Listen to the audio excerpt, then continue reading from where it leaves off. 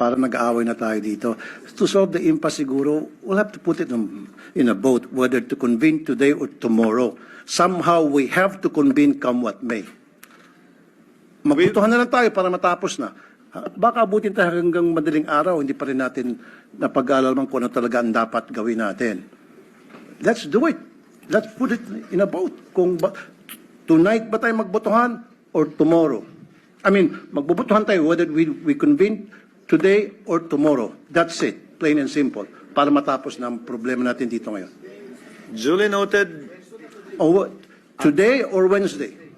Kasi there are senators who want it to be on Wednesday. May mga senador na gusto ngayon. Let's put it in a vote. Pero somehow we have to convene come what may. Thank you, Mr. President.